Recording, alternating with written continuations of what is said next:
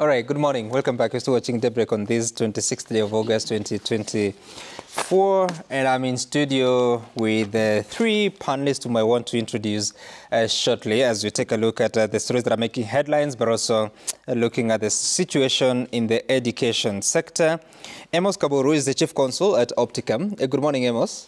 Good morning, Sang. And it's been so long. Nice to see that you haven't spoken. Yes, welcome back. Janet Oko is the director at Tunza Mtoto Coalition. Good morning. Good morning, Sam. And I have Nicholas Kabati, who is a student at the Kenyatta University, now going to second year? Yeah. All right. So the three are here to help us walk through the journey of the education sector. Of course, remember, like we told you in the earlier part of the show, in the news that schools are resuming today at the basic level for the third term. There will be KCSE 2024, and for the first time in many years, there will not be any KCPE examination. Also, this is a crucial season because first-year students are just getting admitted to the different public institutions and universities. But also we know that in the first week of September, then continuing students will start to report to school. So it's an important time to talk about the state of education in our country. But at the same time, we're still expecting Dr. Emmanuel Manyasa. He will be joining us shortly. On the front page of the Daily Nation, this is our plea. It's about the KCSE candidates who are urging the government to solve the pay dispute to avert the tutor strike. Of course, you heard yesterday Kuppet saying that the strike is on. Nat said it is not on. But we spoke to the Cabinet Secretary for National Treasury last week, that is John Buddy, who spoke about no resources for conversion of JSS teachers from interns to permanent teachers. And this appears to have angered some of the unionists. If you are to look at the front page of the Standard, crisis in schools, whereas primary school teachers will be in class today, their secondary school colleagues have vowed to stay away. This coupled with the risk of mpox, parents struggling with fees and administrators disgruntled capitation, a return to school has been complicated. And I want us, before we dive to the conversations about the university funding model, to just reflect about the state of affairs as now the fate of the teacher strike looks, it's split. For the Kuppet teachers, they will be on strike. For the NAT teachers, they won't be on strike. What's your take, Amos? Thank you. Sad that we have to reach here. This is what some people call politics in education. The contestation between unions and government is not a new phenomenon. It's not about to be wished away, let alone going away.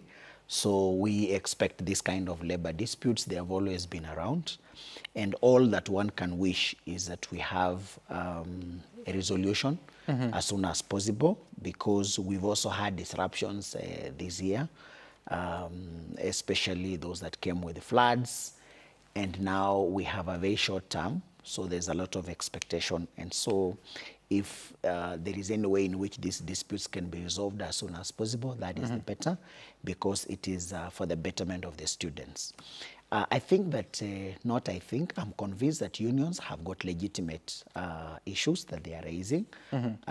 We need to do something in terms of safeguarding our public education, which has seemed to be suffering for quite a long time. And the kind of solutions that we have prescribed to the public sector in terms of education are delivering results, but results that we could call trickling in.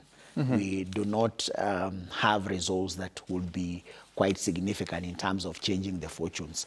Remember the role that education has to play in any given society, and ours has captured very well in the goals of education.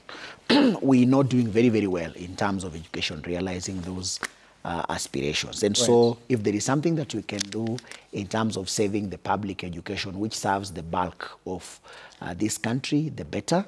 And so let's look at what are the most immediate issues that we need to deal with, particularly the return to class formula that will be necessary, but at the same time also resolve some of these long-standing issues. Okay. Issues around JSS is a big issue, and we need to have a very, very comprehensive way of dealing with it. It's not just an issue that should be attracting contestation from the labor perspective, but it's really something that is of critical concern to every Kenyan.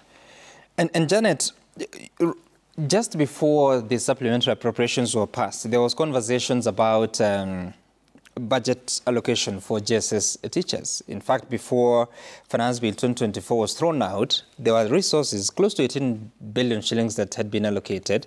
And when the supplementary appropriations bill was signed into law, the statement from the presidency was that there was some 120 billion shillings that was going to go to the education sector, which included the JSS teachers. CS for National Treasury says there are no resources for such, and this appears to be one of the concerns that KUPPET are raising. So where do we go from here, and where is the consistency in dealing with issues? Yeah, I think first and foremost, we would also want to thank government for, we have seen some movement in terms of negotiating with the teachers and seeing the biggest union, the Kenya National Union of Teachers, withdrawing the strike notice. I think it's quite commendable. But then again, is to, as we have always done, require a little bit more of consistency from government in terms of the language that they speak and the actions that we actually get to see. And I think that is where KUPPET is coming from, to wonder whether we can actually even trust that the government has indicated intention, you know, because it's become a trend of government to say A and then they just do not do that. But looking at the secondary school subsector, where we are expecting to have the Kenya Certificate of Secondary School Education exams being sat barely about 8 weeks to come, would really implore on anybody whose jurisdiction this falls, just ensure that normalcy is restored in the secondary school subsector, so that these children really do not suffer the consequences of not having full syllabus coverage, of just not having enough time to do their revisions and so on and so forth. And at the same time, we really want to thank the Kenya National Union of Teachers, really giving away, because 3 out of 5 of their demands is what has been met. And just seeing them saying that, yes, because there is a climate for us to discuss and negotiate, we put away our strike notice and revisit these other issues in the future. I really want to implore on KUPPET as well, that to just cultivate this goodwill and the good intention, and really, they've had the support of Kenya. Teachers have had the support of Kenyans all this while, and we still support them. But I think we would really want to see a situation where today normalcy resumes in the secondary school subsector. It's really, really important. Right. And, well, Dr. Manyasa has arrived. I'll be bringing him on board. But, Nick, you sat your KCSE in 2022. Right. Which school was this? Ololaisa High School. Sorry? Ololaisa High School. Ololaisa, in Ngong. Yeah. How important is the third term for a KCSE candidate? Per se, from where I sit, I can say that it's very crucial for a student who is almost to see their national examination. When it comes to that time, is the final part of their 4-year journey. And you find it's very important for them to be in school with their teachers, for the thematic areas not covered, because the terms, how they're divided, every term has whatever is to be covered. And if, let's say, the teachers or the students have a disruption, you find that the exam will come at a time when some of the areas have not been well taken care of. So that time is a crucial part to a person coming to complete their end-of-year examination for the 4-course program. And if the teachers are not there to help the students, you find the students will have a hard time even sitting for the national examination, because they are not well prepared for the examination. So it's very crucial for them. Yeah. All right, Dr. Emmanuel Manyasa, good morning. Karibu sana from Usawa Agenda. And we are talking about the situation that we have not have withdrawn their notice of the strike. KUPPET insists it's on, and we'll wait to see what happens, especially as learners are reporting back to school. What are your thoughts at such a time that at least some of the issues have been resolved, but some have not? And what would be your take now that we hear that there are no resources for the junior secondary school interns who are to be converted to permanent and pensionable teachers? Thank you, Sam, for having me, and apologies for coming in late. I thought I should have been here earlier than now. I think that it is, first, it is unfortunate that we have more than one teachers' union. I know government created this confusion and they continue to water it. for reasons I don't understand. But it would have been very good that we have one teachers' union speaking at this moment, and then we understand where we are going. But as it is, confusion still reigns because we know there are teachers who are loyal to KUPPET, we know there are teachers who are loyal to NAT, and so we wait to see how things pan out in terms of which direction things will go, given that the two unions are speaking at cross purposes. It will be very good that we don't have a strike now for the interest of children, because their future depends on it. And knowing how crucial KCSE is for learners in this country, everything that can be done to prevent any interruption to their preparation for KCSE should be done, so that we don't interfere with the futures of hundreds of thousands of Kenyans because of whatever differences that we have at this moment. Having said that, I know that the issue of JSS and funds, that is maybe more important than this third term. More important in the sense that, first of all, courts ruled that internship is unconstitutional. And so government committed to convert the current interns to permanent and pensionable in compliance with a court order. But then TSA asked for 31 billion shillings to be able to convert the 46,000 interns to permanent and pensionable.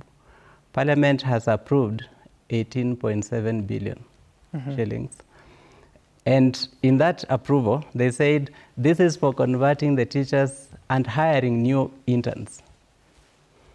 So first of all, we don't know if the figure of 31 billion that the TSC provided dropped from the blue.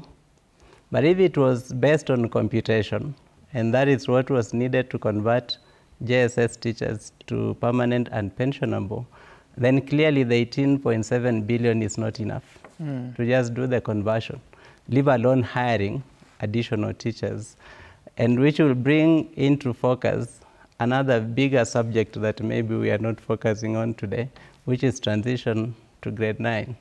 That is still a pending issue that hasn't been resolved. And I hope that there is more focus on finding solutions rather than everyone justifying their position at the moment. Very interesting. Don't worry, we'll get to that point that you just spoke about later on the conversation, because I want us to take a short break. When you come back, I'll be reminding you about what the university funding model is supposed to be, and what the president was speaking about yesterday to some students at the Kenyatta International Convention Center. Alongside other stakeholders, we'll be talking about the situation there and what experiences have been reported by some of the learners. Stay tuned for that. We're back in a moment.